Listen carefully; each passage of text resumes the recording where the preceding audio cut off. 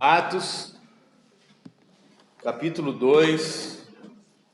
Hoje nós vamos fazer a leitura e meditar do versículo 37 até o 47, tá? Atos 2, do 37 ao 47.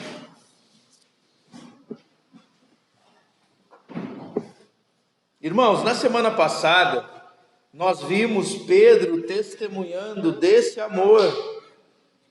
Quem conheceu Pedro, o Pedro descrito nos evangelhos, vai com certeza perceber um homem fraco, um homem covarde, um homem precipitado, um homem inconstante, um homem medroso, cheio de culpa, medo.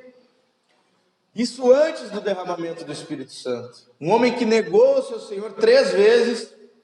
Nós vemos que aquele Pedro que estava caído, dessa vez se levanta, né? Como meditamos na semana passada, né? No versículo 14 de Atos 2, está escrito: então, pondo-se em pé, Pedro, né? Tomou a palavra e começou a falar àqueles homens o que era aquele fenômeno que estava acontecendo do batismo do Espírito Santo, a qual ninguém entendia. O homem que antes se escondia, o homem que antes se sentia culpado, o homem que antes se sentia amedrontado, dessa vez tem o peito cheio de coragem, porque o poder desse amor invadiu o seu coração, né? Essa certeza desse amor, esse amor que tem 4 qualidades que nós precisamos sempre lembrar. A minha filhinha de 4 anos, ela conhece essas 4 qualidades, apesar de ser palavras difíceis. Eu sempre pergunto a ela: filha, quais são as 4 coisas que o amor do pai é por ti? E ela fala: imutável, não muda; infinito, não tem fim, né? Não tem como se conter, é o máximo que pode ser. Ele é eterno, ele existe desde sempre, existirá para sempre. E ele é incondicional, não depende do que ela faz. E eu tento colocar isso na mente e no coração dela, para que ela entenda que o amor de Deus por ela também é assim. Para que ela entenda que o amor é assim. O amor verdadeiro não é um amor que impõe condições, né? Não é um amor que muda, inconstante, ou que tem limite no se derramar. Mas um amor imutável, incondicional, eterno, né? Um amor infinito.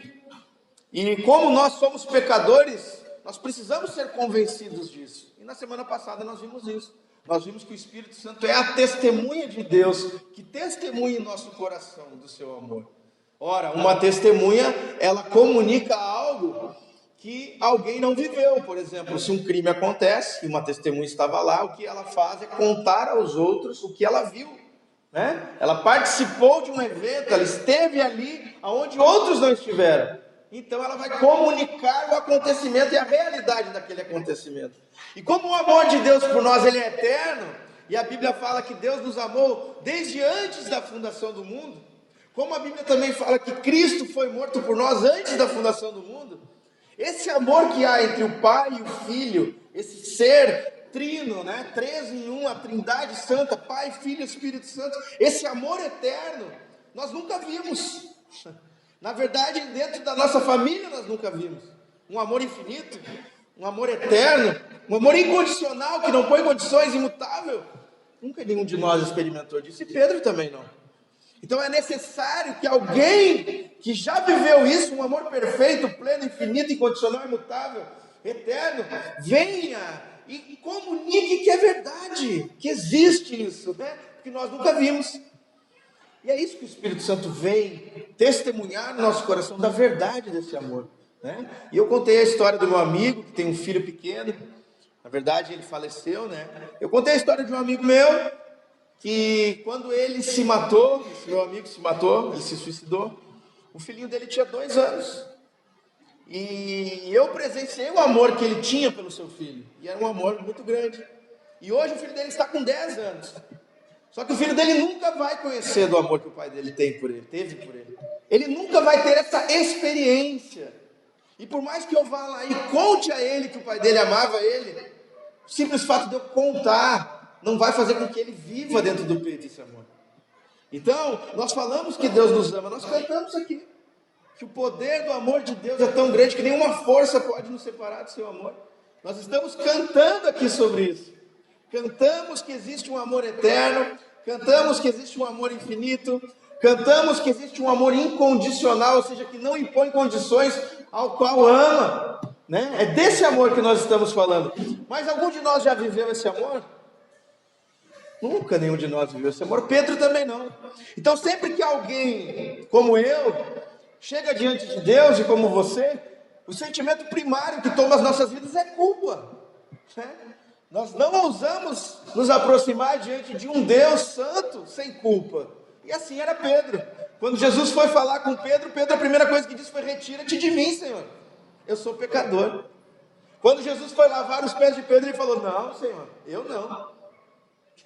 Vai me lavar? E apesar de parecer humilde, apesar de parecer humildade, não era culpa. Era culpa pura que ele sentia dentro do peito. E é por isso que ele tinha tanto medo, né? Então a testemunha faz isso. A testemunha conta um fato que nós não participamos, não tivemos acesso, não vimos. É isso que o Espírito Santo faz. Como o Espírito Santo é Deus e ele vive desde sempre, ele vem nos comunicar, ele vem nos contar, e ele vem fazer com que a gente venha a vivenciar esse amor. Como eu contei a história do meu amigo, né? Que o filhinho dele nunca vai poder experimentar o amor que o pai dele teve por ele, porque o pai dele se matou. E aí eu disse aqui semana passada, imagina se eu pudesse pegar o coração desse meu amigo, o espírito dele, e colocar dentro do coração do filho dele, para ele sentir esse amor. O amor que todos nós que somos pais sentimos pelos nossos filhos, mas um amor, né, infinitamente maior do que ele já viveu. Eu disse: imagina como seria a vida desse rapaz, totalmente diferente. E esse buraco negro pela ausência do nosso pai terreno, e esse buraco negro, né, pela ausência do nosso pai celestial, na verdade é a causa de toda a nossa tristeza. E eu estive numa reunião 2 semanas atrás perguntando para as pessoas, na opinião delas, o que era felicidade, e todas elas foram unânimes em dizer que a felicidade era quando as expectativas delas eram supridas, né? Eu tenho uma necessidade, eu tenho uma expectativa, e aquela expectativa ela é suprida. E não há necessidade maior no ser humano do que o amor de Deus. O amor é o amor que nós buscamos num diploma, no reconhecimento dos outros, numa roda de amigos, né, numa mesa de bar. O amor que a gente busca em um homem, uma mulher, uma aceitação, um amor incondicional, infinito. É disso que o homem precisa. E a felicidade, ela é proporcional ao amor, né? E na verdade quem ama é feliz, e quem é amado é infeliz, é feliz. Então aqui nós vemos Pedro, né, cheio dessa felicidade. Ser batizado no Espírito Santo é tão somente ser batizado no amor de Deus. E muito se fala dentro da igreja do poder do Espírito Santo. E quando se fala em poder do Espírito Santo, pensa-se que é um poder como um poder sobrenatural visto em filmes de um super-herói, ou um poder, né, visto em videogames, Street Fighter, Mortal Kombat, alguma coisa mágica que acontece, mas é o poder do amor. Esse poder que vence é o poder do amor, não é um poder de fogo, né? Um poder que nós podemos... o poder de um exército, por exemplo. Não, Jesus vai voltar, e ele vai vir com poder, mas o poder que toma a vida de Pedro aqui é o poder do amor, que ele é batizado, ele é mergulhado. A palavra batismo significa mergulhado, imerso, e ele é mergulhado na experiência de ser amado por Deus incondicionalmente, independente do que ele fez, do que ele faz, do que ele fará, e de uma forma imutável e eterna e infinita. E quando Pedro é batizado e tem essa experiência desse amor, ele conhece o poder de Deus. Então, quando nós somos batizados no Espírito Santo, quando nós recebemos esse avivamento, esse poder, a maior característica é que nós vamos amar a Deus e ao próximo, que nós experimentamos esse amor, tá? E esse é o maior milagre do mundo, né? Pessoas tão más quanto nós sermos capazes de amar. Só Deus pode fazer um milagre desse, né? Que nós deixemos de ser egoístas e amemos ao próximo. E é por isso que Pedro se levanta. Pedro se levanta para pregar, porque ele não consegue se conter. Então eu não posso pegar o livro de Atos, trazer para a igreja o livro de Atos e dizer assim: então olha só, a igreja em Atos, o pessoal está evangelizando, vamos evangelizar. Olha só, em Atos as pessoas estavam cheias do Espírito Santo, vamos ser cheios do Espírito Santo, porque é o que Deus faz. E se nós não tivermos essa experiência convicta no fundo do peito, desse amor verdadeiro mesmo, nós nunca conseguiremos fazer nada, né? E na verdade, toda essa missão da igreja ela é um transbordar do Espírito Santo, não uma coisa forçada. Por isso que quando nós vemos a maioria dos cristãos evangelizando na rua, se torna algo vazio, algo forçado, porque a pessoa está até falando de uma experiência que ela nem nunca viveu, ela nem tem a certeza do amor de Deus, ela não sabe se amanhã Deus vai abandonar ela, e ela ainda quer falar desse amor para os outros. Ela nem tem certeza de que Deus ama ela mesmo incondicionalmente. Então nós vemos aqui que Pedro se levanta porque Deus o levanta na certeza desse amor. Então, sem esse amor seremos todos Pedro, né? Até brinquei, hashtag Pedro, somos todos Pedro, né? Sempre fugiremos, seremos rebeldes, porque não temos a certeza desse amor de Deus. Pedro voltou a pescar, depois que Jesus morreu e ressuscitou, né? Pedro voltou a pescar, ele voltou para a vida dele, buscou um mesmo sentido de vida que antes ele vivia, longe de Jesus. E assim nós também sempre vamos buscar a nossa identidade, né? Longe de Deus, e criar um mundo particular onde ali eu posso receber algum prazer, né? E ainda contei a historinha, vocês lembram, na semana passada? Teve um filhinho de um irmão da nossa igreja que fugiu de casa. Ele tem 11 anos e ele fugiu de casa. E aí, por quê? Seus pais tiveram um bebezinho recém-nascido e ele sentiu falta do amor, né? Que antes ele recebia, que era exclusivo para ele. Então ele foge de casa. E aí ele disse o quê? Eu fugi de casa porque eu não sentia mais que eu estava sendo amado. E assim somos nós. Se nós não sentimos que somos amados, nós fugimos do pai, né? E aí foi engraçado que ele levou o notebook e o celular, né? E aí nós vamos substituir o amor por coisas. E aí nós vamos sentir prazer, que é parecido com felicidade, mas o prazer tem fim, e a felicidade não. Nós vamos procurar o prazer em qualquer coisa que nos comunique um sentimento temporário de paz, seja no sexo, pornografia, álcool, droga, não importa, que eu quero me sentir bem, pelo menos um minuto. E assim vai ser a nossa vida. Somos todos esse rapazinho também, né? Que foge de casa, simplesmente pela falta desse amor. E aqui nós vemos que o Espírito Santo vem e testemunha, ele testifica, é verdade. Esse amor é verdadeiro, esse amor é eterno, e faz com que nós passamos a experimentar isso. E Pedro então se levanta e fala desse amor, e fala a essas pessoas que estavam ali reunidas rindo daqueles irmãos, né? Porque eles começaram a fazer um alvoroço ali, né?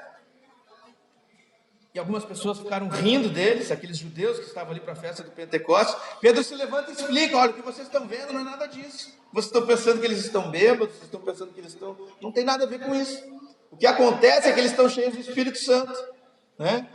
E então, nós vemos aqui, a partir do versículo 37, a reação daquelas pessoas após Pedro falar que eles tinham matado o próprio Deus que tinha vindo em carne para amar eles dessa maneira. Que eles eram culpados da morte de Deus, da morte de Jesus. Qual foi a reação deles? Versículo 37. Vamos fazer a leitura com calma? Ao ouvirem isso, eles ficaram com o coração pesaroso e perguntaram a Pedro e aos demais apóstolos: irmãos, o que faremos? Pedro então lhes respondeu: arrependei-vos e cada um de vós seja batizado em nome de Jesus Cristo para o perdão dos vossos pecados, e recebereis o dom do Espírito Santo, porque a promessa é para vós, para vossos filhos e para todos os que estão longe, a quantos o nosso Deus chamar. E os aconselhava e exortava com muitas outras palavras, dizendo: salvai-vos dessa geração perversa. Deste modo, os que acolheram a sua palavra foram batizados. E naquele dia juntaram-se a eles quase 3.000 pessoas. E eles perseveravam no ensino dos apóstolos, e na comunhão, no partir do pão e nas orações. Em cada um havia temor, e muitos sinais e feitos extraordinários eram realizados pelos apóstolos. Todos os que criam estavam unidos e tinham tudo em comum. Vendiam suas propriedades e bens e repartiam com todos, segundo a necessidade de cada um. E perseverando de comum acordo todos os dias no templo, e partindo o pão em casa, comiam com alegria e simplicidade de coração, louvando a Deus e contando com o favor de todo o povo, e o Senhor lhes acrescentava a cada dia os que iam sendo salvos. Então nós vemos aqui que havia essa festa, né, de Pentecostes. Era uma festa que todos os judeus comemoravam lá em Jerusalém, no templo, tá? E eu tinha dito que era como mais ou menos aqui no Brasil, né? Existe o Carnaval em fevereiro, que é uma festa, né, bem conhecida. E a maioria das pessoas que moram no exterior que tem dinheiro, eles vêm para o Carnaval, né? Eles não podem ficar fora do Carnaval. Então lá em Jerusalém tinha uma festa que se chamava Pentecostes. Então todos os judeus que moravam longe, no dia de Pentecostes, eles iam para Jerusalém. E juntava quase 85 mil judeus lá, festejando. Então quando a gente vê aqui que se converteram 13 mil judeus, geralmente a gente pensa, nossa, foi um avivamento. De fato foi um avivamento, né? Mas parece que foi algo muito maior do que foi. Na verdade, ali, se nós formos fazer a porcentagem de quantos se converteram, né, mediante a população que estava lá na época, não foi uma quantidade tão grande em porcentagem, mas foi um número expressivo, né? 3 mil pessoas se converteram. Então, nós vemos aqui que aqueles homens estavam reunidos, e ao ouvirem isso, logicamente, aqueles que estavam arrependidos, né? Ao ouvirem isso, a importância de ouvir a palavra. Algumas pessoas falam assim, pregue o evangelho, se preciso, use palavras. Gente, é impossível pregar o evangelho sem palavras, né? A pessoa que fala, pregue o evangelho, se preciso, use palavras, está usando palavras para falar isso, né? Ela não fez isso com mímica. Então, nós devemos pregar o evangelho. Quando Deus se apresenta para Israel, ele fala, ouve Israel, ouve. E a base do povo de Deus é ouvir, né? Ouvir com atenção o que Deus está dizendo, ouvir com o coração, não apenas com o ouvido, ouvir estando compenetrado no que está sendo dito. Aqueles homens prestaram atenção no que Pedro estava dizendo, né? E ao ouvirem aquilo que Pedro estava dizendo, ou seja, que eles mataram o autor da vida, eles sepultaram o filho do amor, eles ficaram com o coração pesaroso, nos diz no versículo 37, tá? O termo aqui no grego significa pesaroso, né? Não sei se em algumas bíblias de vocês está escrito compungidos. É como se o coração fosse esfaqueado. O termo é esfaqueado, perfurado, tá? Então o coração deles foi como se uma lança tivesse transpassado o coração deles. Eles sentiram uma dor no fundo do peito, porque eles entenderam que eles eram culpados da morte de Deus. Nós devemos todos ser perfurados pelo mesmo sentimento, né? Então eles tinham já a fé, e a fé é o conhecimento e a convicção e a certeza de que aquilo que Deus fala por meio dos seus profetas e apóstolos é verdade, né? Então eles tinham fé porque eles acreditaram no que Pedro falou, né? Fé não é acreditar em qualquer coisa, mas acreditar naquilo que Deus diz. Não adianta a gente acreditar em qualquer coisa, né? Adianta acreditar no que Deus diz. Não adianta eu acreditar que esse copo d'água vai fazer um milagre. Não vai fazer. Tem que acreditar que aquilo que Deus diz vai acontecer, né? Não naquilo que qualquer coisa que a gente queira vai acontecer. Isso é positivismo. Então aqueles homens já tinham fé, eles tinham, né, conhecimento, eles tinham ortodoxia, eles tinham entendimento certo. E agora Pedro fala que eles têm que ter uma experiência certa, ortopatia, né, que é a experiência do que? Do arrependimento, né? E uma prática certa, ortopraxia, que é o batismo. Então Pedro responde, eles perguntam a Pedro, o que nós vamos fazer agora então mediante tudo isso? E Pedro responde no versículo 38, vocês têm que se arrepender, vocês têm que passar pela experiência desse arrependimento, mas não ficar parados só no arrependimento, vocês têm que ser batizados. Na religião judaica, todo mundo era batizado, isso não é novidade cristã, tá? Existiam tanques, inclusive nessa festa de Pentecostes, existiam vários tanques batismais, onde as pessoas se batizavam para se purificar, tá? Era um ritual da religião judaica. Então a fé cristã, ela não é diferente, é necessária uma profissão pública de fé. Então Pedro está dizendo que aquilo ali simboliza algo, simboliza o lavar do Espírito Santo, onde o Espírito Santo vem e mora em nós, né? Somos batizados desse amor, e a nossa maldade ela é dominada pela bondade de Deus em nós. Não é que nós nos tornamos bons, não é isso, né? É que aquele que é bom passa a viver em nós. Minha filhinha sempre pergunta para nós também, papai, a gente é bom ou mal? Eu falo, é mal. Como assim, pai? É mal, mas Jesus é bom, ele mora na gente, filho. E ele faz o bem dentro da gente, mas a gente é mal, filho. Porque a gente não pode ensinar nossos filhos, nem a igreja, a catalogar. Aquele ali é mal, Esse é bom. Quem está fora da igreja é mal, quem está dentro é bom. Não, quem está fora é mal, quem está dentro é mal. Né? E quem está dentro da gente é bom. Ensinei para ela. Então, esse batismo é necessário, né? Da água para simbolizar o batismo que vem do céu, o próprio Deus morando em nós. Pedro fala que se eles crerem nisso, eles podem receber o perdão dos pecados, verso 38, o batismo em nome de Jesus, né? Não o batismo que eles recebiam em nome da religião judaica, mas o batismo em nome de Jesus, para perdão de vossos pecados, é uma promessa, né? E recebereis o dom do Espírito Santo, outra promessa, eles podem receber aquilo. O incrível aqui, irmãos, é que Pedro dá a notícia para eles que eles mataram Jesus. E eles perguntam, e agora, o que a gente vai fazer? Aí ele fala assim, não, em resposta a isso, Deus perdoa os pecados de vocês e dá o Espírito Santo. Então, como assim?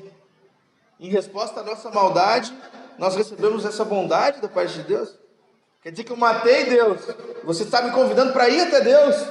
Eu matei a Jesus, você está me convidando para ir até o Pai dele? E o que o Pai dele vai fazer comigo? Vai perdoar os nossos pecados. Mas não entendi. A gente espera o quê? Julgamento, né? Não, mas ele julgou em Jesus. Vocês mataram, mas ao mesmo tempo ele estava salvando vocês ali. Enquanto você tem uma música de um amigo meu, que pena que ele não fez sucesso com essa música, porque é linda a música. E ele fala assim, ó, um dia eu te coroei, com uma coroa de espinhos, né? E mesmo assim se entregou por amor de mim. Muitos reis botei em trono, mas você pus no madeiro. Enquanto eu te crucificava, você me tornava herdeiro. Então, enquanto ali ele crucificava a Jesus, eles estavam sendo feitos herdeiros. Então, em resposta à maldade do homem, nós temos o que? A bondade de Deus. Né? Então, no versículo 39, ele fala que existe promessa, né, para os filhos deles, para os filhos deles. Alguns irmãos falam que esse versículo fala sobre batismo de crianças, não tem nada a ver, tá? Porque a promessa é para vós e para os vossos filhos, por quê? Porque aqui é uma promessa para aquele que recebe como verdade que matou a Jesus, e aquele que entende que crucificou a Jesus tem que ser adulto. Assim como a profecia de Joel, anteriormente dita por Pedro, que ele fala, vossos filhos profetizarão. Só pode profetizar filhos adultos, né? Então essa promessa aqui está falando de filhos adultos, não de filhos pequenos, tá? Então, a promessa é para aquelas pessoas que estavam ali, para os filhos delas, se eles entendiam que tinham crucificado a Jesus e eram culpados. Para todos que estavam longe, porque até então o pensamento era de que a fé era só para o judeu, mas aqui está dizendo para todos, de todos os lugares, e quantos o nosso Deus chamar. E a gente vê aqui a eleição novamente, né? Quantos Deus chamar? Quantos Deus quiser chamar, tá? Então, no versículo 40, é dito que Pedro os aconselhava e exortava com muitas outras palavras. Irmãos, na Bíblia a gente tem sempre resumo, tá? Então, esse discurso de Pedro provavelmente durou muito tempo, tá? Pedro falava mais que o pastor de vocês. É dito na Bíblia, inclusive, que Paulo um dia foi ter com a igreja, explicar a escritura para a igreja, e ficou a madrugada inteira falando, a ponto de um homem cair no sono, cair de uma janela e morrer, de tanto que ele falou, né? E aí Paulo foi lá e orou por ele ressuscitou. Então aqui nós temos um resumo, mas a verdade é que Pedro aconselhava e exortava com muitas outras palavras. Pedro ficou ali muito tempo explicando as escrituras, tá? É bíblico, é bom ficar muito tempo ouvindo as escrituras, tá? Eu até falo um pouquinho, né? 1h15 mais ou menos por manhã. Gostaria de falar mais. Então Pedro falou bastante, aconselhou, exortou com muitas outras palavras, mas basicamente o teor do discurso era: salvai-vos dessa geração perversa. Perversa por quê? Porque era a geração que matou Jesus. Ou seja, vocês têm que ser diferentes. Ah? Esse termo geração perversa é o mesmo termo usado também para o povo que no deserto, quando o povo lá saiu do Egito, ele começou a murmurar, ele começou a ser um povo idólatra. É uma geração perversa, porque mesmo vendo tantos sinais de Deus, o que eles fizeram? Se rebelaram contra Deus. Uma geração perversa é uma geração assim, uma geração que mesmo Deus fazendo tanta coisa boa, ela fala mal contra esse Deus, se rebela contra esse Deus, a ponto de querer a morte desse Deus, né? Então, no versículo 41, diz que desse modo, Muitos acolheram a sua palavra, fala, os que acolheram a sua palavra foram batizados. Então ali eles batizaram aquelas pessoas, e naquele dia juntaram-se a eles quase 3.000 pessoas, né? Isso não é absurdo, tá, irmãos? George Whitefield, Charles Spurgeon, homens do século XVIII, eles pregavam e 15.000 pessoas ouviam eles, 30.000 pessoas sem microfone. Não é absurdo isso, tá? Tem uma técnica, lógico, falar em favor do vento, eles não eram bobos, juntavam as pessoas, mas dá para ouvir, sim. Então 3.000 pessoas se batizaram ali, se converteram, tá? É nos dito isso no verso 41, vocês já viram que também não é um número tão absurdo pela quantidade de gente que tinha lá, 85.000 pessoas mais ou menos de judeus que estavam lá. E no verso 42 é dito que eles perseveravam, ou seja, isso não foi fogo de palha. Vocês já viram batizado fogo de palha? Né? Aquela pessoa que vem, aquela empolgação, quero me batizar. Puf! Crente ninja, ele joga uma bomba de fumaça e some depois do batismo, né? Ninguém mais vê ele sumiu, ninguém acha ele, 007, né? Então, a Bíblia fala que eles perseveravam, eles não foram só aquela vassoura nova, né, que varre bem, eles continuaram ali, perseverando junto. A palavra perseverança significa resistir à derrota violentamente. Você resiste porque o mundo, né, vai vir contra nós, a nossa carne, a Bíblia fala que a carne é fraca, né, mas ela também é forte, né, a carne, às vezes tem a alma lá dentro, ela dança funk lá dentro, né, querendo de alguma forma fazer a gente pecar, né, é uma força violenta, então ela é fraca, mas é forte, né, e tem ainda um capiroto, né, o diabo, que hoje em dia falam muito do diabo nas igrejas, né, tudo põe na conta do diabo, 10% só do que a gente faz é o diabo, né. O diabo é a gente, a maioria das vezes, mas tem também o diabo, né? Tem também. E esses três inimigos, o mundo, a carne e o diabo, atacam violentamente. Perseverar é resistir contra isso. Eles perseveravam. E o segredo deles estava onde? No ensino dos apóstolos. Olha lá, versículo 42. Eles perseveravam no ensino dos apóstolos. A primeira coisa, eles ouviam atentamente a palavra de Deus. Segunda coisa, na comunhão. A segunda coisa que eles estavam dedicados era estar sempre em comunhão, né?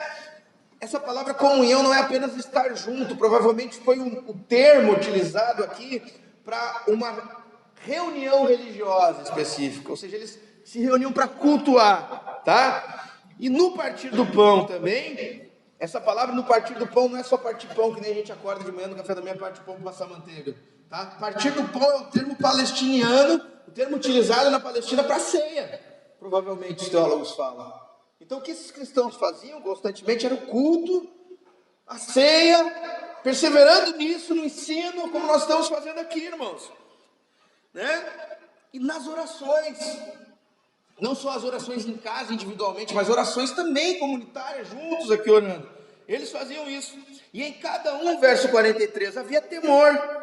Ou seja, o temor não era só visto por um ou por outro, todos tinham temor, tá? E muitos sinais eram feitos, sinais extraordinários, que eram realizados pelos apóstolos, tá? Também haviam ali curas, milagres, algumas coisas extraordinárias. E a Bíblia está dizendo aqui que isso é extraordinário. O que significa algo que é extraordinário? Que não é ordinário, não é comum. Não é comum você ir a uma igreja e sempre ver milagres, sinais e prodígios. Isso é algo extraordinário. Eu queria que fosse isso aqui, extraordinário, acontecesse. Se Deus quiser, um dia vai acontecer, né? Mas não é algo ordinário, comum da igreja, tá? Eles viveram isso lá de forma ordinária no tempo apostólico, porque estava acontecendo um avivamento, por isso nós oramos por um avivamento, né? Para que a obra de Deus cresça e aumente em velocidade. Nós esperamos isso. Em cada um havia temor, muitos sinais eram feitos. E no verso 44 e 45 é dito que todos que criam estavam unidos, tá? E tinham tudo em comum. Eles estavam unidos, não tinha cada um pensando de um jeito, eles estavam unidos no ensino dos apóstolos, eles estavam unidos daquela maneira ali, não tinha, cada um tinha uma ideia diferente, eles estavam unidos de coração e de mente, tá? E a Bíblia fala que tudo eles tinham em comum, e que nada faltava a ninguém, verso 45, porque eles vendiam suas propriedades e bens. Opa, vendiam suas propriedades e bens, como assim? Mas eu aprendi que eu tenho que dar daquilo que me sobra. Não, aqui a gente vê gente vendendo seus bens. E esse aqui é um princípio de generosidade, tá? Às vezes, para fazer o bem para o próximo, nós precisamos sofrer algo. Às vezes, só com aquilo que nos sobra não dá para abençoar alguém. Nós também somos chamados a nos sacrificar. Não para conseguir algo de Deus, aquele negócio da Igreja Universal, ela vai sacrificar, Deus vai te dar, não tem nada a ver com isso, tá? Mas assim, às vezes, vai ser sacrificial amar o próximo, vai nos levar a um sacrifício, tá? E aqui é dito que eles repartiam tudo segundo a necessidade de cada um, ou seja, não tinha ninguém com necessidade da igreja. Se um dos irmãos ali estava lá sem o telhado da casa, a igreja se juntava e botava o telhado lá. Se o irmão não conseguia pagar a conta de luz, pagava lá. Se o irmão não tinha o que comer, a igreja juntava e dava comida. Esse é o sinal de uma igreja bíblica, né? Graças a Deus é um sinal da nossa igreja também, né?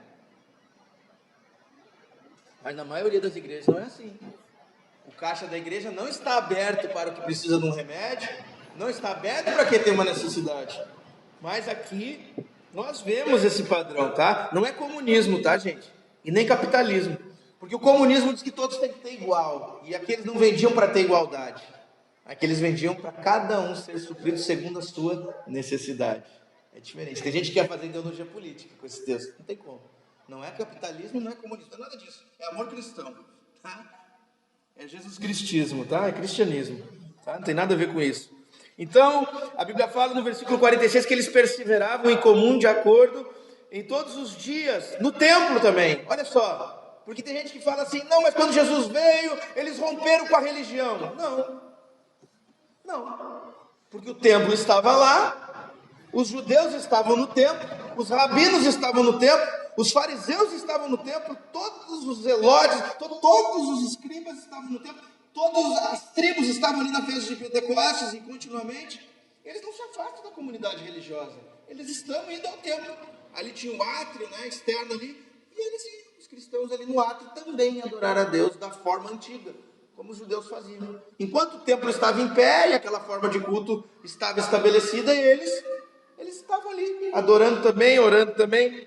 Eles entendiam que havia uma continuidade, tá? Então eles perseveravam no templo todos os dias, mas também partiam o pão de casa em casa. Havia essa adoração solene, né? Oficial, digamos assim, algo mais, né? Ali formal, essa adoração formal, mas também havia aquilo, espaço para o cotidiano, espaço para o informal, espaço para o comum, de casa em casa, tá? Também acontecia isso. E eles comiam com alegria e simplicidade de coração. Essa é uma marca da igreja, né? Simplicidade. A igreja não pode ser pomposa, né? Os irmãos têm que ser simples de coração, tá? Então sempre havia essa alegria e essa simplicidade. E no versículo 47 é dito que eles louvavam a Deus e contavam com o favor de todo o povo. Irmãos, um detalhezinho ali no versículo 46 não pode passar desapercebido, porque hoje existe um movimento, que é o movimento dos desigrejados, que afirmam que é possível você ser igreja longe da igreja formal. É lógico que é possível, mas eles demonizam a igreja como instituição, dizendo que se a igreja se institucionar, a igreja ali perdeu a sua essência, tá? E, por exemplo, se você alugar um prédio para fazer um culto, como a gente está fazendo aqui, Deus não habita em templos feitos por mãos humanas. Sim, Deus não habita em templos. A gente não tá, ninguém fala que Deus habita aqui. Inclusive eu falo que a gente está construindo o quê? Um prédio ou um templo? Um prédio. Um prédio para a gente fazer os cultos, não é um templo, tá? Mas se eles perseveravam de casa em casa, era porque tinha um grupo pequeno. Agora existe uma casa que pode comportar 300 pessoas, irmãos? Me apresenta um irmão que tem uma casa para comportar 300 pessoas, né? Aí tem problema em alugar um espaço que cabe 300 pessoas? Aí, para esse movimento, o coitado do irmão que tem a casa, ele tem que pagar a luz sozinho, a água sozinho, emprestar a casa dele 5 vezes por semana, né? Aí ele tem que adaptar o banheiro para portadores de necessidades especiais, idosos, tem que fazer casa, quartinho para criança também, botar ar-condicionado, e aí pode, porque é casa. Mas se alugar um espaço, e ao invés do irmão arcar com todos os gastos, a gente dividir, pagar o aluguel todo mundo junto, e ter um espaço certo, que a lei pede, né? Aí tá errado. Não tem sentido, irmãos. Não tem sentido. É irracional falar que pode ser numa casa e não pode ser num espaço alugado. É a mesma coisa, é parede, teto, ninguém está falando que habita, só que na casa não cabe, né? E aí tem ainda, um dia eu fui discutir, bobagem minha, fui discutir com uma pessoa dessa, e disse, tá, irmão, mas então como é que funciona os idosos? Aí eu comecei a falar da quantidade, não, se não cabe, então faz debaixo de uma árvore, diz ele. Não é? Colocar senhoras de 80 anos debaixo de uma árvore, sentado, mãe com bebê de cola, porque só pelo simples fato de eu não poder alugar um prédio para eles ficarem confortáveis, isso é irracional. Isso é irracional falar isso. Então não tem nada de errado, tá, irmãos, em alugar um espaço. Ah, mas a Bíblia diz em casa é uma casa alugada, é um espaço alugado, meu Deus do céu, não tem problema nenhum, tá? E ainda tem um exemplo da instituição, né? E ainda já dei esse exemplo aqui, né? A lei nos pede que a igreja venha se institucionalizar. É proibido juntar gente em espaço e não ter tudo certinho segundo a lei. Tá? Então o movimento de Jesus sempre foi em favor de ser obediente à lei, tá? O movimento de Cristo. Só um detalhe aqui, abrir um parênteses para que fique bem claro, tá? E no verso 47 diz que havia louvor, louvando a Deus. Ou seja, a igreja estava sempre nessas reuniões louvando a Deus, tá? Mas tem um detalhe aqui que passa desapercebido no versículo 47. Contando com o favor de todo o povo. Contando com o favor de todo o povo. Algumas pessoas cristãs, evangélicas, elas acham que o mundo tem que sempre odiar a gente. Não, mas é que o mundo é o mundo e o mundo vai nos odiar sempre. É porque a gente é melhor, porque a gente é isso. Meu Deus do céu. E aí fazem um monte de loucura na igreja, um monte de coisa pirada, sem noção. Aí as pessoas de fora dão risada, falam mal, e elas dizem, não, mas é que eles são do mundo. E Jesus falou que o mundo vai nos odiar. Mas aqui a gente vê uma igreja que tem o favor de todos à sua volta. Né? Irmãos, esse tempo roubaram uma bicicleta do irmão nosso aqui, e depois num culto, passou um rapaz com a bicicleta aqui na frente. Aí tem a gurizada que fica aqui na ponte, a galera aí da rua, que gosta de tomar uma a mais, fumar um, né? Eles pegaram a bicicleta e devolveram. Foi só eu falar para eles, essa bicicleta aqui, devolveram. O pessoal que fica aqui na frente que falou, pastor, pode deixar aberta a porta aí que nunca vão roubar nada. Quando a gente fez a limpeza aqui da igreja, a pintura, o pessoal, tudo que fica na ponte aqui, 20 aqui dentro, ajudando a gente a tirar as coisas. Agora de manhã nós estávamos conversando ali, passou o seu Baldur ali, parou, conversou com a gente, que é um homem aqui, um senhor aqui da igreja que está tentando trabalhar para ajudar um pouquinho o bairro aí. E a gente fez a festinha das crianças aí, ajudou aqui. Então lá em casa bate, pessoal da associação, lá em casa bate, todo velório eu faço aqui, tem o favor do povo aqui. Não tem por que o bairro ser inimigo da igreja, isso é loucura. Não tem por que o bairro olhar para a gente e achar que a gente é louco, pensar que a gente não tem isso, não tem. Aqui a gente vê uma igreja que tem o favor do povo. Jesus falou para que vejam as vossas boas obras e louvem o vosso Pai Celestial. Terá momentos, sim, terá momentos em que as pessoas não vão compreender, né, e vão falar mal, mas não precisa haver essa guerra. Isso não é bíblico. Aqui a gente vê uma igreja que tinha o favor da comunidade, tá? À sua volta, a igreja era bem falada. A igreja não era mal falada. Tem alguma coisa errada quando o pastor é mal falado, né? Pela comunidade. Tem alguma coisa errada quando os irmãos são mal falados pela comunidade. Aqui a gente vê que eles tinham um bom testemunho perante a comunidade. Eles eram pessoas queridas. Eles eram pessoas educadas, misericordiosas. Não eram arrogantes, não eram fanáticos.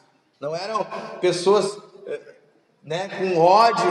Mas pelo contrário, eram pessoas amáveis. E eles tinham, né, o favor do povo. E aqui no final do versículo 47, terminando o último versículo, fala que o Senhor acrescentava a cada dia os que iam sendo salvos, né? Ou seja, as conversões não pararam, a igreja sempre continuou crescendo, a comunidade continuou falando do amor de Jesus e cada dia veio vindo mais gente. E eu queria perguntar para vocês hoje, o que é uma igreja? O que é uma igreja? Letra A, uma igreja é um grupo que se reúne numa cafeteria para estudar a Bíblia? Letra B, uma igreja é um grupo de mulheres que se reúne para aprender como ser uma mulher melhor? Letra C, um grupo que se reúne para orar e louvar na universidade? Isso é uma igreja? Não. Mas essas coisas são más, pastor? Também não. Mas ali aquelas pessoas que estão se reunindo são igreja? Sim, individualmente são igrejas. Mas a gente vai ver hoje, bem rápido aqui, o que é uma igreja. Geralmente as pessoas utilizam Mateus 18 e falam: não, mas Jesus falou que aonde um ou mais estiverem reunidos, ali eu estarei com eles. Mas esse texto está falando sobre disciplina eclesiástica. Não está falando sobre o que é ser igreja. Tem nada a ver. Tem nada a ver. Tá? As pessoas têm uma mania de pegar um texto bíblico e querer dar uma resposta, por exemplo, dízimo, né? Ah, mas Jesus falou, dai a César o que é de César. Né? Aí querem pegar essa passagem. Olha só, vou contar a história para vocês. Jesus estava sentado lá, de boa, no sol, lagarteando, tal. Chegaram para Jesus: Jesus, é lícito pagar imposto? Tem alguma coisa a ver com o dízimo isso, gente? É lícito pagar o imposto para César? Eles estão perguntando se é lícito pagar o imposto para César. É como eu estar ali na frente da igreja, passar um pessoal aqui da vila e dizer assim: ó, ô pastor, eu tenho que pagar o imposto do Temer? Tem alguma coisa a ver com dízimo isso, irmãos? Não tem nada a ver com dízimo. O contexto não tem nada a ver com dízimo. Aí Jesus fala: vocês têm que dar a César o que é de César. Pega uma moeda aí, Jesus falou. Eu quero pegar uma moeda. Tinha o rosto de César na moeda. O que tem aí na moeda? Falei: é César. Aí ele falou assim: então dá a César o que é de César, olha. Mas também dá a Deus o que é de Deus. Por quê? Porque havia um imposto que todo judeu pagava no templo, que era o dízimo, né? E aí eles queriam que Jesus dissesse assim: não, só pague no templo. Ou então, aí eles podiam acusar Jesus de quê? De ser contra César. Né? Mas o contexto geral não é ensinando se a igreja do Novo Testamento tem que dar o dízimo. O que a gente aprende dessa passagem? O que a gente aprende dessa passagem? Que a gente tem que obedecer à lei dos homens, né, e pagar os nossos impostos, e também não falhar com aquilo que é a nossa obrigação perante Deus. Mas não é sobre o vigor do dízimo ou não. As pessoas têm essa mania. Pegar uma passagem, excluir o contexto em volta e querer trazer uma questão, né, que não tem nada a ver com isso. Tá? Então, esse texto de Mateus 18 não tem nada a ver com isso. O texto de Mateus 18 está dizendo assim: ó, se um irmão pecar contra ti, vai e tem com ele, conversa com ele. E aí, então, onde um ou mais estiver reunido, estarei ali com o meu nome. Ou seja, é o que está lá em 2 Coríntios. Se vocês abrirem 2 Coríntios e ler o capítulo 1, 2, 3 e 4, se vocês abrirem a primeira carta de Coríntios, vocês vão ver que Paulo vai falar de um rapaz que ele dormiu com a própria mãe, dormiu com a madrasta. Rapaz da igreja, tá? E aí Paulo fala que eles deviam disciplinar esse rapaz. E na segunda carta aos Coríntios, você vai ver Paulo dizendo que o que os irmãos reunidos decidiram, está decidido. Porque aonde um ou mais estiver reunido em nome do Senhor, ali já foi decidido. É uma questão de disciplina, de se juntar irmãos para aplicar a lei de Deus. Não tem nada a ver. Não significa que é lógico que aonde um ou mais está reunido, Jesus está presente. Jesus está presente em qualquer lugar. Deus é onipresente. Né? Aonde um está reunido, não precisa nem um ou mais. Eu estou sozinho no meu quarto, Jesus está presente? Claro, não precisa um ou mais. É eu sozinho no meu quarto, Jesus está presente. Então essa passagem de Mateus 18 não quer dizer que aonde tem um ou mais ali está uma igreja verdadeira. Não tem nada a ver com isso. Então nós vemos aqui, irmãos, nesse texto, princípios que permeiam uma comunidade verdadeira. Tá? Quais são esses princípios? Bem rápido. Versículo 37, fé. Uma comunidade verdadeira é uma comunidade que tem fé. Porque existem muitos grupos de cristãos que se reúnem, mas eles não têm fé. Mas como assim, pastor, não tem fé? Todo cristão tem fé? Não, porque fé é conhecimento de Deus e conhecimento do homem. Conhecimento daquilo que Deus fala sobre quem Ele é e sobre quem o homem é. Isso é fé. Né? É uma questão da mente, tá? Conhecer, entender, compreender quem Deus é. E compreender e entender quem o homem é, segundo a Escritura. E muitas vezes em alguns grupos não tem nem a Escritura e nem o entendimento de quem Deus é e de quem o homem é. E a fé também é acompanhada de um sentimento de convicção no coração, certeza, tá? Iluminação na mente, fogo no coração sobre as verdades de Deus. Esses homens tinham isso. Pode ver, ó, versículo 37, ao ouvirem isso, eles ficaram com o coração pesaroso. Ou seja, eles creram que era verdade o que estava sendo dito. Numa igreja verdadeira, as pessoas creem. As pessoas não duvidam do que está sendo dito. Cristãos verdadeiros creem, tá? Isso é básico, a fé. Então, eu queria perguntar para você: você já entendeu o Evangelho? Você tem fé no Evangelho? Que tudo o que diz na Escritura e no Evangelho é verdade? Essa é uma marca, um princípio básico de uma igreja verdadeira. Uma igreja verdadeira tem que ter fé. Ou você ainda tem dúvidas no seu coração e na sua mente que é verdade, que a palavra de Deus diz? Nós vemos que um princípio verdadeiro é fé, tá? Primeiro princípio. Segundo princípio, liderança. Liderança. Qualquer um se levantou lá. Quem quis se levantou para falar? Foi assim? Teve votação para ver quem quer falar? Não. Pedro se levantou, porque ele era um líder da igreja, porque Jesus o colocou como líder da igreja. E a gente vê no Novo Testamento padrões lá em Timóteo, de que Deus dá pastores à igreja. Esses pastores têm pré-requisitos para cumprir, não é forçado, não é goela abaixo, mas que sim, que a igreja tem liderança. Por que é importante isso hoje em dia, irmãos? Porque imagina se alguém pergunta lá: Bruno, o que é uma igreja, Bruno? E ele vai ficar... uma igreja, tem que saber dizer: não, uma igreja é uma comunidade de fé, uma igreja é uma comunidade onde tem um líder, ou líderes, tem pastores, né? Então sempre tem um pastor, sempre tem um líder, né? Até em time de futebol tem líder, até na vila aqui tem um líder. É lógico que na igreja tem um líder. Então aqui Pedro se levanta, ele não é um autoritário, ele não é um imperador, ele é só um homem que foi colocado para servir a igreja, né? O líder é aquele que mais serve. Tem gente que tem a utopia de pensar que ser pastor é um cargo, um lugar onde você vai ficar, que as pessoas vão paparicar e vai ganhar algo, vai ganhar trabalho, né? Vai trabalhar mais que os outros, vai servir mais que os outros. É isso que Pedro vai ganhar. E Pedro ganhou isso, servir os irmãos. E Pedro ficou ali servindo os irmãos. Então uma igreja verdadeira tem liderança, verso 38. Pedro então lhes respondeu. Todo mundo ficou quieto e Pedro lhe respondeu. Eles procuraram Pedro, né? Não foi qualquer um, não foi quem quis. Havia uma ordem na igreja, né? Havia um respeito, né? Havia um pastor, não foi por acaso. Você já entende que a igreja precisa de líderes? Você entende que a igreja precisa de líderes? Note Pedro falando. Se você pegar e virar uma página, olhar o versículo 14, você vai ver que Pedro fala assim, ó: homens judeus, no versículo 14, o discurso dele, tá? No versículo 15 ele fala: estes homens não estão embriagados. O pessoal que estava cheio do Espírito Santo era mais homem ou mulher. Estes homens não estão embriagados. Ele se dirige a homens judeus, tá? E no versículo 22 ele fala: homens israelitas. Algumas pessoas, né, quando vão a uma igreja que tem uma visão de liderança masculina, elas acham que é machismo. Mas não, o homem é colocado para proteger as mulheres. Vê que Pedro se dirige aos homens. Homens, esses homens. As mulheres não estão exclusas aqui, tá? Não estão excluídas aqui, a igreja é inclusiva. Mas nós vemos que a liderança foi formada por homens. Toda a Bíblia. Desde os profetas, sacerdotes, apóstolos, toda a Bíblia. Né? E quando teve uma líder mulher, Débora, ela disse assim, ó: saiba Israel que hoje não vai ser livre com uma mão de mulher, hein? É vergonhoso. Isso não é preconceito, é cuidado com as mulheres, tá? É cuidado com as mulheres. Deus coloca bons homens para cuidar de boas mulheres, tá? Então nós vemos que a igreja tem uma liderança, essa liderança é masculina, tá? Terceira coisa, uma igreja verdadeira, ela tem arrependimento. Versículo 38, Pedro fala que eles deveriam se arrepender. O povo no versículo 37 estava com o coração furado, perfurado, transpassado. A igreja verdadeira é uma igreja arrependida, tá? É impossível nós sermos igreja sem arrependimento.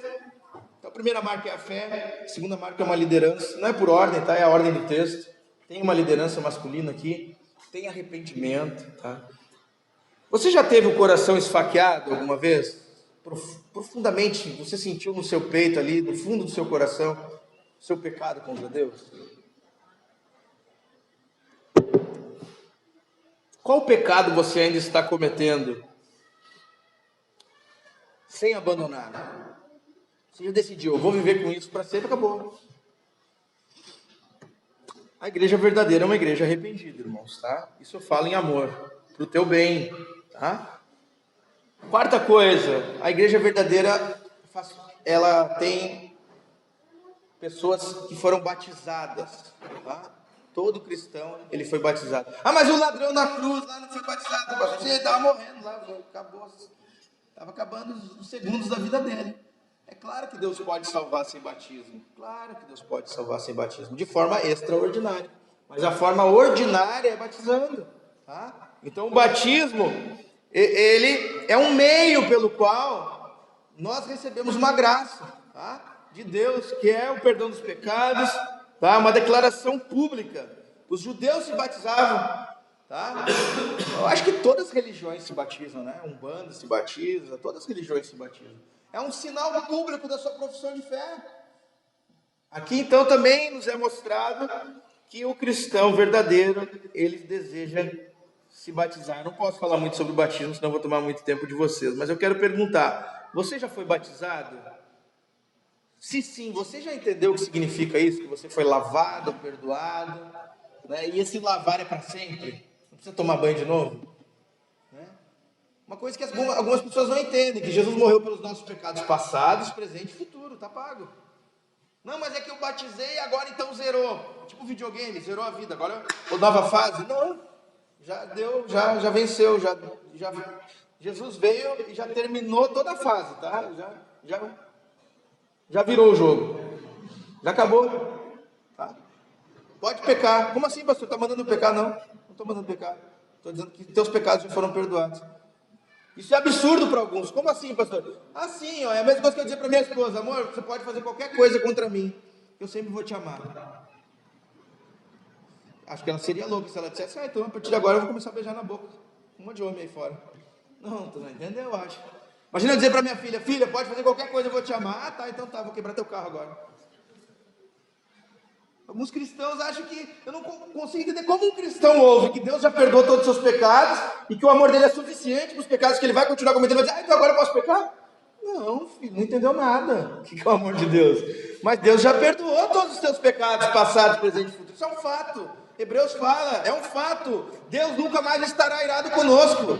Nosso Pai nunca mais estará irado conosco. Nós teremos um pai que disciplina um filho desobediente, um pai que castiga. Mas nunca mais um juiz vingativo, um juiz que vai exercer a pena. Para aqueles que creram, se arrependeram, foram batizados, nós temos um Pai. A ira foi toda sobre Jesus. Não há mais nenhuma condenação para os que estão em Cristo Jesus. Nenhuma força pode nos tirar da sua mão, como nós cantamos. Não tem como. Jesus foi o para-raio da ira de Deus. O pagamento foi pago, acabou, está consumado. De uma vez por todas, é liberdade. Essa é a boa nova do Evangelho.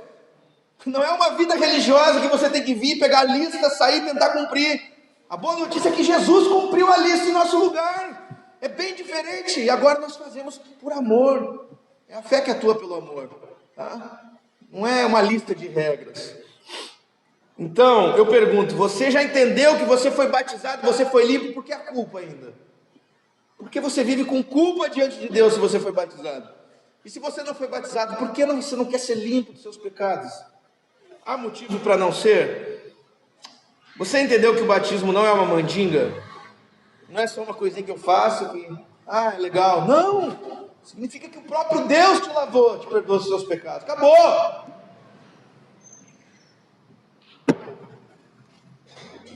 Quinta marca, o Espírito Santo. Versículo 38. Recebereis o dom do Espírito Santo. Uma igreja verdadeira, ela tem o Espírito Santo. Tá? Homens cheios do Espírito Santo são homens cheios de amor a Deus e ao próximo, tá? Não homens que dão cambalhotas e piruetas, né? Homens cheios do Espírito Santo são homens que amam a Deus e ao próximo profundamente, tá? Então uma igreja verdadeira é cheia de amor a Deus e ao próximo. É um sinal da igreja verdadeira, o dom do Espírito Santo. Não existe cristão sem o Espírito Santo, tá? Pelo amor de Deus. Alguns círculos pensam: não, mas eu sou cristão, mas não tenho Espírito Santo ainda. Impossível. Impossível. É impossível. Por quê? Porque para crer em Deus, você precisa ser convencido do pecado, da justiça e do juízo. E quem convence é o Espírito Santo. Você precisa ter um novo coração. E quem dá esse coração é o Espírito Santo. Como diz Tito 1, nós somos salvos pelo lavar regenerador do Espírito Santo. Como diz 2 Coríntios 4, foi o Espírito Santo que iluminou nosso coração para que a gente conhecesse a verdade, né, a glória de Cristo. Então, o cristão, Efésios fala que o Espírito Santo é o selo e o penhor do Filho de Deus. Ou seja, é o ISO ali, né, 9000. É verdade, ele é Filho de Deus, ele tem o Espírito Santo. Tá? O Espírito Santo é a marca do verdadeiro cristão. Você entende agora que você é templo do Espírito Santo, eu te pergunto, e o significado disso? Você pertence a Ele. Você é casa, não hotel de Deus, ou casa para sempre, habitação de Deus. Deus escolheu você para morar em você. Sexta coisa que a igreja verdadeira tem, uma pregação. Vocês viram, né? Versículo 38, 39, né? 40, Pedro pregando, e a Bíblia fala que ele, muitas outras coisas falava, aconselhava, exortava, de casa em casa eles perseveravam no ensino. Então existe pregação pública, tá? Paulo fala também aos Coríntios também, que durante todo o tempo que ele esteve no meio deles, ele se esmerou não só em ensinar publicamente, mas também de casa em casa. Ensinar publicamente, o ensino público da Escritura, proclamação, isso que a gente está fazendo aqui, versículo a versículo, expor. Isso aqui é uma marca da igreja verdadeira. Uma igreja verdadeira tem que ter pregação. Você vai numa igreja e não tem pregação, ou se a pregação tem 20 minutos só, cantam 2 horas, pregam 15 minutos, tem alguma coisa errada. A prioridade da igreja é a palavra. A gente vai ver aqui todo Atos, 80% de Atos é discurso. Discurso de Pedro. Pedro falando, Pedro ensinando, Pedro exortando. A centralidade é a palavra, porque a palavra de Deus, ela aponta para Jesus, que é o verbo que se fez carne. Quando Jesus é o centro da igreja, a palavra é o centro do culto.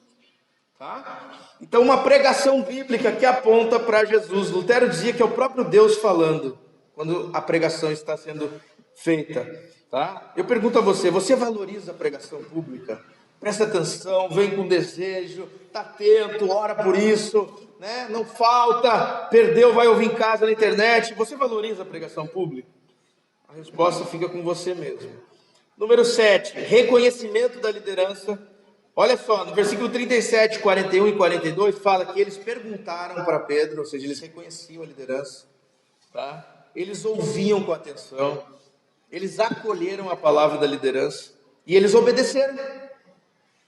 Porque eles foram batizados e fizeram tudo o que a liderança disse. Não é uma liderança que impõe coisas que não estão na Bíblia. Mas quando a liderança ela tem a palavra de Deus, a autoridade é a palavra de Deus. Se o líder sai da palavra, acabou, ele não é líder de nada. Mas enquanto a palavra é o guia e ele está em conformidade com a palavra, a igreja deve reconhecer essa liderança. E eu pergunto a você, você se submete, respeita e valoriza a liderança da sua igreja? 8ª marca, existe uma membresia na igreja verdadeira. Mas, pastor, onde é que o senhor tirou membresia desse texto? Irmãos, é a consequência do ponto anterior. O povo pergunta, o que nós faremos? Ou seja, o povo está perguntando para o líder da igreja o que fazer e como fazer. Automaticamente, eles também vão perguntar se depois que eles fizeram, se está certo o que eles estão fazendo. O que nós temos que fazer? Como nós temos que fazer? O que faz agora? E depois que eles fizeram, com certeza, é isso aí agora, tá? Acabou? É isso aí mesmo. Ou seja, existe uma liderança, e a palavra é exame, ela examina. A liderança examina se o que está sendo feito, realmente está sendo feito conforme Jesus ensinou. Então, é isso que o texto de Mateus 18 fala. E, inclusive, depois da reforma protestante, a verdadeira igreja tem 3 marcas. Todos os teólogos falam isso. Tá? Correta administração dos sacramentos, fiel pregação da palavra e correta administração da disciplina. Uma igreja verdadeira é uma igreja que tem uma membresia definida, membros definidos e disciplina. Quando esses membros eles estão andando fora da palavra de Deus. Vocês estão entendendo que igreja não é só o que a gente quer? Uma igreja, agora vou fazer uma igreja. Não é assim. Não é assim. Por exemplo, nós vemos no Novo Testamento um padrão que Paulo fala assim, vocês, quando esse rapaz ele peca contra a mãe, ele dorme com a madrasta dele, Paulo fala assim, vocês votem e o que vocês votarem pela maioria está feito. Será que qualquer um podia votar na igreja? Quem tivesse ali no culto podia votar? Ou só os membros? É lógico que a igreja tem uma membresia. As viúvas que tem que ser sustentadas, o que Paulo fala? Não coloquem na lista viúvas que não tenham os pré-requisitos. Então tinha uma lista de viúvas, membros da igreja. E a nossa geração é uma geração que foge do compromisso, foge de membresia, porque isso tudo é um exame. O pastor examina. Uma igreja verdadeira tem membresia. E eu pergunto para você, você é membro de alguma igreja local? Você entende o significado disso? Que existe uma igreja invisível, os teólogos falam que existe a igreja visível e invisível. A invisível é todos os cristãos que existiram desde sempre, os que creram em Cristo desde sempre, já morreram, a gente não vê, a igreja invisível, porque a gente não vê, e a igreja que existe dentro de cada igreja, que nem todo que está dentro da igreja é igreja, né? Tem muita gente dentro da igreja que não é igreja. Então a igreja invisível é porque a gente não sabe quem é crente, mas existe a igreja visível.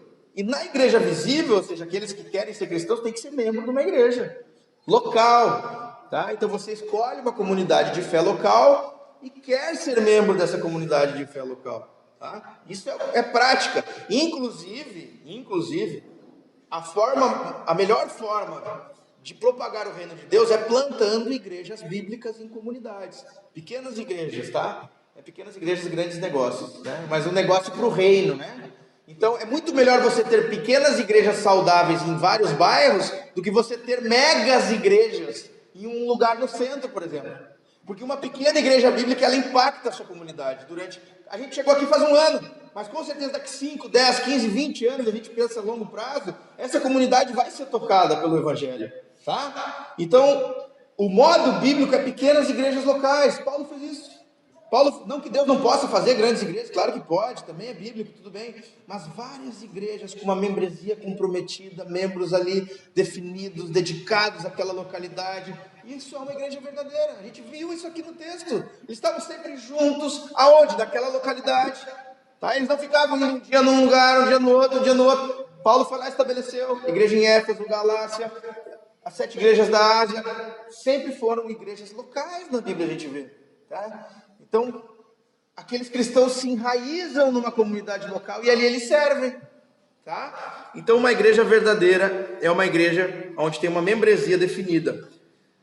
Nono lugar, uma igreja verdadeira, ela tem a ceia do Senhor.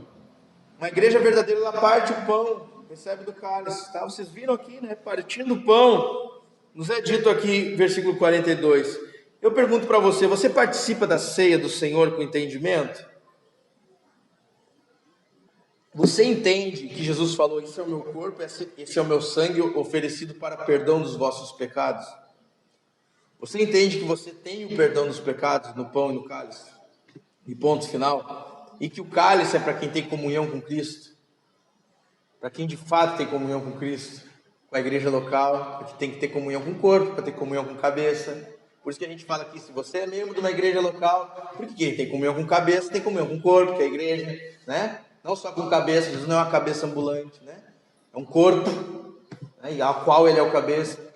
Então você entende que isso significa que você tem comunhão, significa que você compartilha da missão de Jesus, dos sofrimentos de Jesus, das alegrias de Jesus. Você tem parte com ele, você é um com ele. Tudo aquilo que Jesus ama a sua igreja, deu a vida por ela. Jesus amou o mundo de tal maneira que deu a sua vida para que todo aquele que nele crê não pereça, mas tenha vida eterna. Então você é um com ele, você ama a igreja, você ama o mundo, você tem união com ele. Os seus sofrimentos, você está disposto a passar o que ele passou por causa disso. É isso que significa ceia. Você tem entendimento disso? Se não, por que você ainda não participa? Eu sempre falo, só venha para a mesa quem tem fome, né? Se você acha que já tem, não precisa de mais força, não precisa de mais perdão, né? Não venha para a mesa. Mas aquele que é humilde, reconhece que precisa, venha. Por isso a gente faz a ceia todo domingo. Todo domingo tem ceia. Não tem o dia da ceia, todo domingo tem ceia.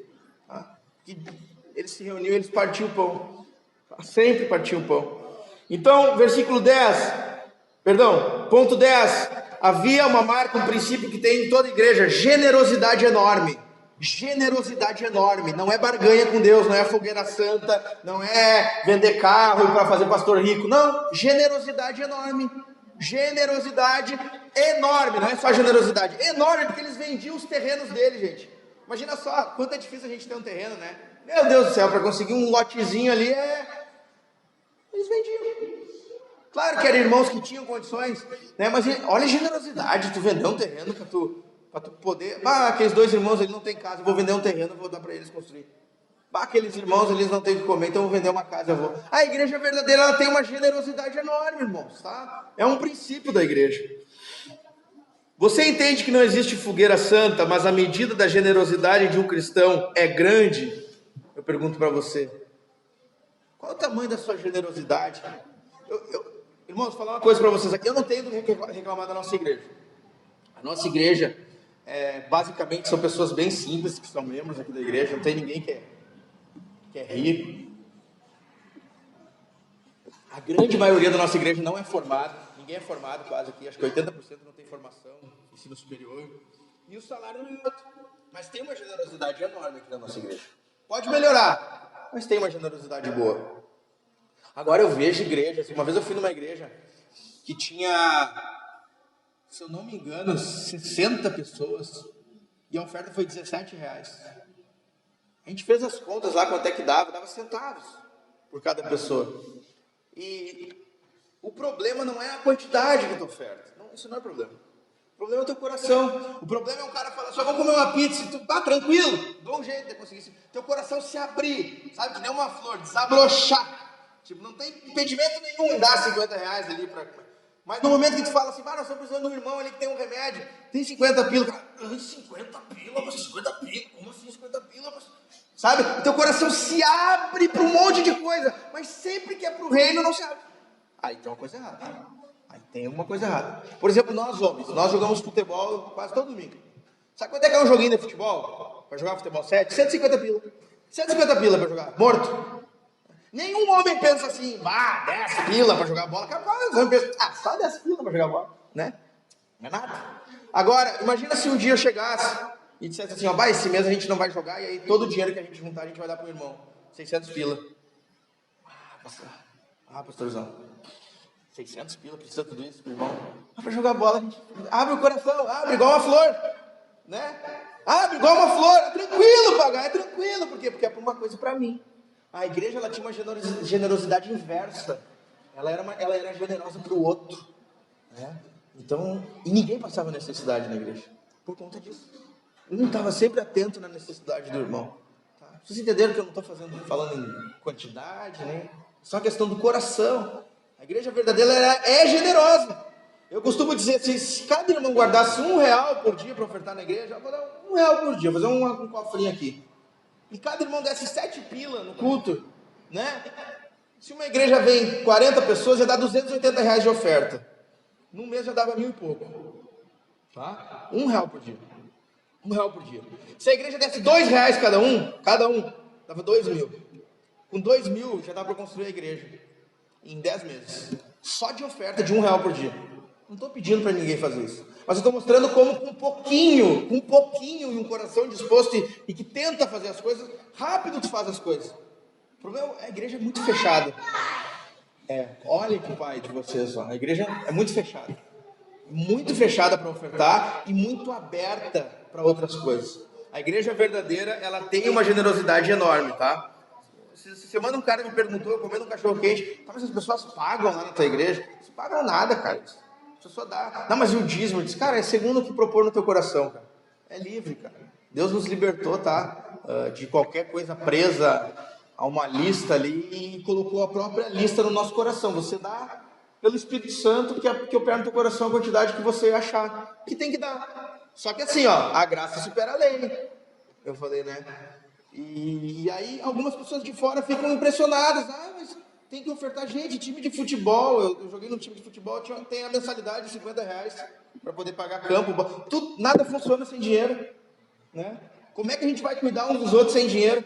Se você soubesse quantas pessoas vão ver no meu WhatsApp e quantas pessoas batem na porta da minha casa por semana pedindo coisa, eu tenho que fazer uma lista. Tem gente que me liga dentro do presídio e eu tenho que dizer para ele, está em 8º na lista, tá? Tem 7 pessoas na tua frente. Então não se faz nada, não se paga água, luz, não se ajuda ninguém, não se faz nada. Então, é claro que a igreja tem que ser generosa, tá? Não vou bater mais nessa questão. Outra marca de uma igreja verdadeira: culto solene, culto público. Vocês viram que eles iam ao templo? O culto formal deles, o culto solene deles, a solenidade deles era ir no templo. O templo foi destruído, mas a gente ainda se reúne de forma solene. Tá? Em outro lugar que não é o templo, tá? A centralidade não está mais no templo, a centralidade agora é Jesus, mas nós ainda nos reunimos de forma formal, tá? Desde os tempos primórdios a igreja se reúne de uma forma mais formal para que todas essas coisas aconteçam dentro da igreja, tá? Então, você tem alegria em cultuar ao Senhor na reunião de adoração pública? Você falta por qualquer motivo bobo? Uma pergunta que eu faço. 12º princípio, tá? Culto doméstico. Vocês viram 46 lá, versículo? De casa em casa, né? De casa em casa. Existia, além da reunião pública, reuniões nos lares. Para quê? Verso 47, louvar a Deus, né? Então, além da igreja se reunir de forma pública, a igreja também em casa, que é o nosso tão famoso culto no lar. É que a gente fez aqui um manual, entregou para cada membro, pediu para cada homem de casa fazer o seu culto no lar. Então, existe adoração, palavra, oração, não só no culto público, mas uma marca dessa igreja é que eles se reuniam nas casas também, tá? Para buscar ao Senhor. Você tem alegria em cultuar ao Senhor na sua casa? Eu te pergunto. A tua casa já ouviu alguma vez um louvor a Deus? Ou tua casa é surda, né? Você já cantou algum louvor na sua casa com a sua família, Bíblia aberta? Você faz o culto no lar, conforme é uma prática da nossa igreja, que você tem pecado nisso? Você tem falhado nisso? Volte, tá? Então você tem alegria em cultuar o Senhor com outras pessoas até, eu pergunto? Porque aqui era notório que eles convidavam outras pessoas fora da família, não era um culto familiar, era um culto no lar, né? Podiam convidar o vizinho, outras pessoas. Tem essa prática na tua casa? De cultuar no lar? Tem que ter. A verdadeira igreja fazia isso. 13ª marca e penúltima marca, tá? São só mais duas. A igreja vivia em comunidade, versos 44, 45, 46. Não existe cristão isolado, tá? Ou você é antissocial, ou você é cristão. Tem algumas pessoas que são mais introspectivas, tem algumas pessoas que são mais fechadas, mas não tem como ser cristão sozinho. Era notório que eles viviam em comunidade. É claro que os cristãos vivem em comunidade, né? Eu abri o culto lendo que quão bom e agradável é que os irmãos vivam em comunidade, em comunhão, né? Pergunta a você, você é antissocial? Você acredita, você é um lobo solitário? Você quer caminhar sozinho? Por quê? Você percebe que esse não é o padrão bíblico? Não é saudável, não é bom, não é o que Deus tem para você? E última marca, uma igreja verdadeira é uma igreja que adora. Verso 47, louvando a Deus. Uma igreja verdadeira é uma igreja que adora. Então, você consegue louvar ao Senhor, eu te pergunto? Você entende o significado disso? Do que a gente está cantando aqui? Que não é só, tem música, né? Vocês já foram no jogo do Grêmio? Quem foi no do Inter não precisa falar. Vocês já foram no jogo do Grêmio? Vou até pegar o Inter como exemplo para dar uma moral para os colorados. No último jogo do Inter, falaram que a torcida do Inter cantou 8 músicas completas. No jogo do Inter. 8 músicas completas eles cantaram. Para quem? Para o Inter.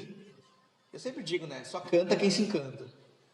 E é uma loucura aquilo, né? Porque o coração se enche de alegria e tu canta. Porque tu vê os atributos do Grêmio e do Inter, os atributos gloriosos, né? Então tu canta os atributos, a beleza do time, né? A beleza do Grêmio. E não tem como não cantar, porque tu tá apaixonado, tu ama. Por que a gente canta para Jesus?